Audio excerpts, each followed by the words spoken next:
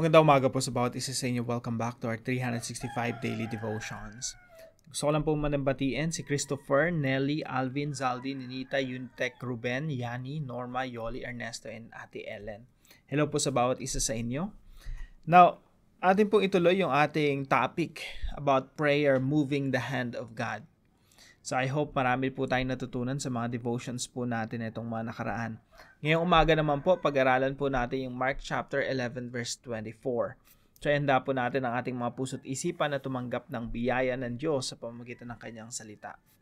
Again, best practice po na bago po tayo mag-devotion, nakapanalangin na tayo. Kasi pag yung mga devotions natin, basta na lang natin pinapakinggan nang hindi handa yung puso nating tumanggap ng salita ng Diyos, parang madalas po, nababaliwala. Kaya po tandaan natin, no, yung salita ng Diyos parang buto yan eh. Yung puso natin parang lupa yan eh. Na kailangan itil mo muna eh, iayos mo muna. Kailangan matabang lupa siya. Na pag itananim mo yung buto, tutubo siya. Pero pag yung puso natin hindi handa, parang batuhan pa, hindi pa nilinis, hindi pa maayos, pag tumanggap ng salita ng Diyos, hindi po nagiging fruitful. So, prepare po natin ang ating mga puso't isipan every time po na nagkakaroon tayo ng pag-aaral ng salita ng Diyos. Sabi po ng ating Panginoong Jesucristo sa Mark 11:24, "Therefore I tell you, whatever you ask for in prayer, believe that you have received it and it will be yours."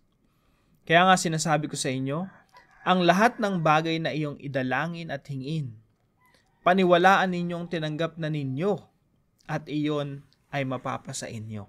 Sa ating Panginoong Jesucristo po ay tinuturuan yung kanyang mga disipulo during this time kung papaano dapat manalangin ng may pananampalataya. Kaya po pag tinignan niyo yung mga naunang talata rito, patungkol po ito dun sa sa pananampalataya na pati yung bundok pwede mong ipag-pray na itapon niya yung sarili niya sa dagat, no? At kailangan panampalatayahan mo yon. At yun nga ay magaganap. Well, of course, hindi naman yun literal na bundok talaga itatapon sa dagat. Meron silang pinag-uusapan during that time na dapat maunawaan natin muna bago natin interpret yung talata. Now, may kinalaman po yun sa judgment. Now, dito po sa Mark 11:24, sinasabi po ng Panginoong Jesucristo, kahit ano pang ipanalangin mo, kailangan ipanalangin mo yun ng nananampalataya ka na tatanggapin mo sa Diyos yung iyong ipinapanalangin at iyon nga ay mapapasa inyo. Now, ito po yung una nating teaching ngayong umaga. We do not receive because we do not pray. Biblical po yan. Kaya madalas po hindi tayo tumatanggap sa Panginoon kasi hindi naman tayo humihingi. Kanino po natin makikita ito? Sa sulat po ni Juan. Sabi po ni John, "You do not have because you do not ask God. When you ask, you do not receive because you ask with wrong motives, that you may spend what you get on your pleasures." Sa Tagalog po, kayo'y wala sapagkat hindi kayo humihingi. So malinaw po, no? Hindi po tayo humihingi. Pag hindi tayo humihingi sa Diyos, hindi tayo tatanggap. Now, there are times na yung Diyos, syempre, generous, binibigyan tayo kahit sa mga panahon na hindi tayo humihingi. Pero by principle po, no, as a general experience, kapag hindi ka humihingi sa Diyos, hindi ka tumatanggap. Bakit po? Kasi po, yung Diyos natin, kapag nagbigay siya, dapat conscious ka na yung tinanggap mo galing sa Diyos. Ganito po kasi yung kadalasang nangyayari. Minsan pag tumanggap tayo ng biyaya, no? Kadalasan pag tumatanggap tayo ng blessing na hindi natin na ipag-pray, pag dumating sa atin, akala natin dumating yun dahil magaling tayo. Dahil magaling tayo sa opisina, kaya tumanggap tayo ng promotion, tumaas yung sweldo natin. O kaya tumanggap tayo ng mga pagpapalang pinansyal sa pamamagitan ng ibang tao, inisip natin kasi mabait tayo, no? Pero the moment na nag-pray ka, talagang hiningi mo sa Panginoon, pag sinagot ng Diyos yon, lahat ng glory pabalik sa Diyos, no? All glory goes back to God. So, kaya po ang panalangin, nauuwi ito lagi sa pagpupuri at pagsamba sa Panginoon. Now, kapag hindi po tayo humingi sa Diyos, kadalasan hindi tayo tumatanggap kasi nga po, walang glory sa Panginoon doon eh. Pero pag nanalangin ka, ibinigay sa iyo ng Diyos yung ipinanalangin mo, alam mo sa sarili mo, Lord, galing sa inyo to. Hindi dahil magaling ako, mabait ako, matino ako, dahil ito galing sa inyo to. Kaya all glory belongs to the Lord. So that's number 1. We do not receive because we do not pray. Kaya mga kapatid, napakahalaga na lagi tayong nananalangin para lagi po tayong tumanggap ng kasagutan mula sa Diyos. Pangalawa po, we have to believe in order to receive. Sabi po rito sa Mark 11:24, "Therefore I tell you, whatever you ask for in prayer," kung ano man yung iyong idinadalangin, ano man hinihingi natin sa Panginoon, mga kahilingan, mga ipinagpe-pray natin sa pamilya, kung ano man yung mga prayer request mo, paniwalaan ninyong tinanggap na ninyo at iyon ay mapapasa inyo. So, ang paglapit po sa Panginoon, hindi yung basta nagsabi ka na lang, Lord, penge. Lord, I need this. Lord, help me. Hindi po ganun eh. Kailangan manampalataya ka, sino ba talaga yung nilalapitan mo? Again, nauuwi ito lagi dapat sa pagpupuri at pagpapasalamat sa Panginoon eh. Pag lumapit ka sa Kanya, Lord, I believe you are powerful. I believe you know what is best for me. I know, Lord God, na pag lumapit ako sa inyo, sasagot kayo sa aking mga panalangin. Pag wala pong pananampalataya, alam niyo po sabi sa Bible, no? For without faith, it is impossible to please God. Hindi po nalulugod ang Diyos sa isang taong lumalapit sa Kanya tapos wala namang tiwala, wala namang elibs kay Lord, no? Lumalapit ka lang, nagbabaka sakali ka. Hindi po pwedeng gano'n na baka sakali lang or lumalapit ka sa Panginoon na hindi buo yung puso mo na talaga siya yung pag-asa mo, ba't mo siya nilapitan? Now, pangatlo po, we can only claim to receive the will of God. Sabi po kasi rito, paniwalaan ninyong tinanggap na ninyo at iyon ay mapapasa inyo. Now, itong mga talatang pong ito, yung mga ganitong talata sa Bible, particularly itong verse na ito, minsan po nagagamit ito ng marami na, okay, i-declare mo lang. Bibigay sa iyo ng Diyos yan. Basta dineclare ng yung labi na talagang, I claim it. Magkakayayaman ako, no? Magiging milyonaryo, I claim it, I declare it. Hindi pwede yung ganun eh. Hindi pwede yung basta-basta naman na lang sinasabi na ganun. Meron po yung paamantayan. Hindi porke dineclare mo sa iyo na. We can only claim to receive the will of God. Yung kalooban lang ng Panginoon. Kaya tingnan niyo po rito sa James chapter 4, no, yung binabasa natin kanina. Kayo'y wala sapagkat hindi kayo humihingi. Kayo'y humihingi at hindi tumatanggap sapagkat humihingi kayo sa masamang dahilan. So kapag hindi tama yung puso mo, hindi tama yung motive mo, bakit ka humihingi ng sports car? Bakit ka humihingi ng milyon sa Diyos? Bakit ka humihingi ng kabuhayan sa Diyos, ng successful na business? Kahit i-declare mo ng i-declare yan, wala pa ring bisa yan sa harapan ng Diyos kung mali ang motibo ng iyong puso. Kaya sabi rito, kayo'y humihingi at hindi tumatanggap sapagkat humihingi kayo sa masamang dahilan upang gugulin ninyo ito sa inyong mga kalayawan. Ito po ay patungkol sa pagpapalang pinansyal, no? That you may spend what you get on your pleasures, pang sarili lang pala. Declare ka ng declare, manifesting, law of attraction, no? Lagi na lang yung sinasabi. Tapos, mali naman pala yung motibo. So, tandaan natin, we can only claim to receive the will of God. Yung kalooban ng Diyos, according to the will of God. So, pag nananalangin po tayo, etong Mark 11:24, pag in-apply natin to, hindi to declare lang eh. I declare, ganito mangyayari sa buhay ko and it shall happen. Hindi po ganon. Kailangan po yung dinedeclare natin, may tamang motibo, nagmumula sa malinis na puso, at ayon sa kalooban ng Diyos. So, tatlong katuruan po ito, no? Mula sa Mark 11:24. We do not receive because we do not pray. We have to believe in order to receive.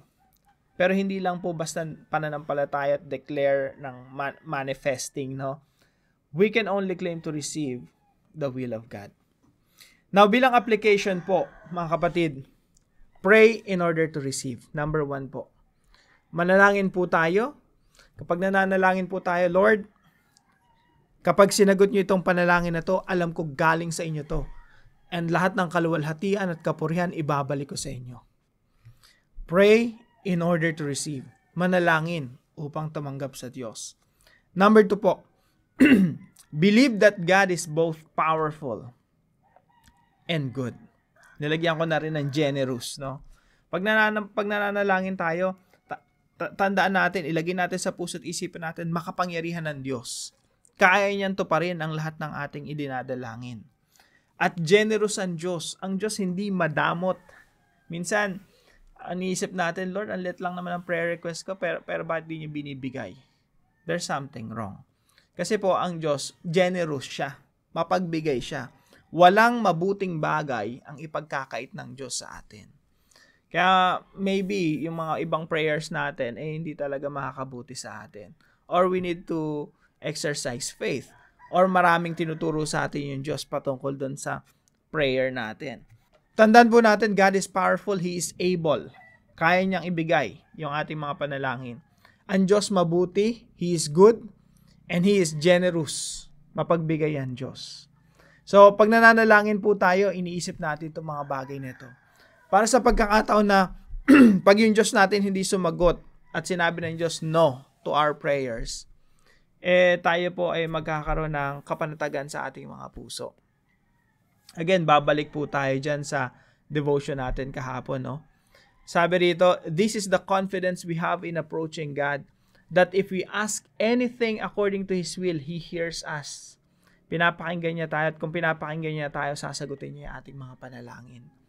So kung yung ating panalangin ay ayon sa kalooban ng Diyos, ibibigay niya talaga sa atin yon, because that is best for us. Kaya tandaan natin, God is powerful, generous, and good. Kaya pag sinabi niyang no to our prayers, tanggapin po natin yon at magpuri pa rin tayo sa Panginoon. Kasi po, kung talagang nakakabuti sa atin yon, kung talagang para sa atin yon, ibibigay yon ng Diyos sa atin. Kung kalooban ng Diyos yun para sa atin, walang makakapigil doon. So if we ask anything according to His will, He hears us. Pag kalooban ng Panginoon, para sa iyo talaga yan. Hindi mapipigilan yan ng diablo, ni Satanas, at kung sino mang tao. So number 3 po, claim that we have already received God's will for us. I-claim po natin na natanggap na natin ang kalooban ng Panginoon. When we pray, natanggap na natin yung kalooban ng Diyos para sa atin. Hindi po yung kalooban natin. Again, sabi nga po rito sa James, no?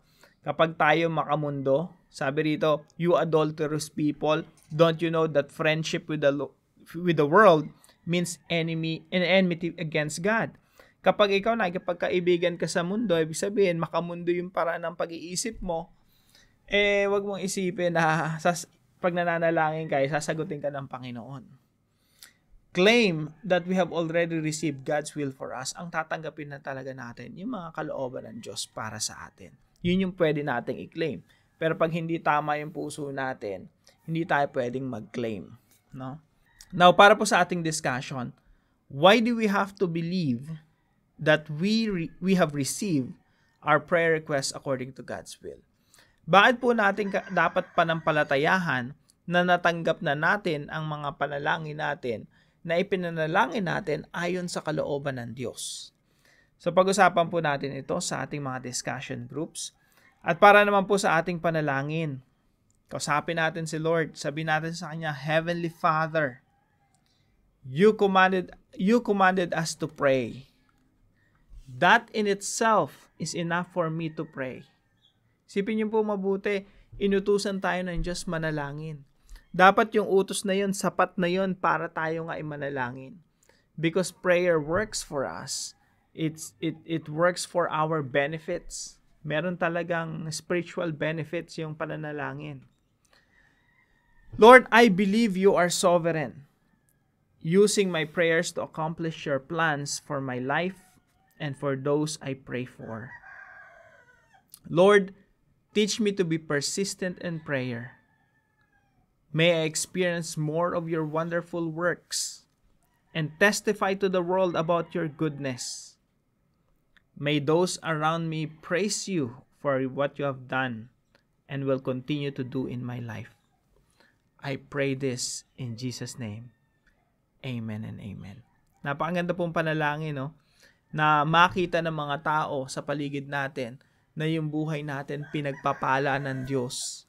At yung pagpapala ng Diyos sa atin ay mauwi sa pagpupuri sa Kanya. So yan po ang ipanalangin natin. Sama po natin to sa ating mga panalangin. At salamat po sa mga katuwang natin sa ating devotion. Maraming salamat po sa bawat isa sa inyo in the past and even until now. Thank you very much po. At kung meron po kayo natutunan sa devotion natin na ito, ipalam nyo lang po sa comment section right below this video. And please share this devotion to your family and friends. See you po tomorrow 5 a.m. dito sa ating daily devotion.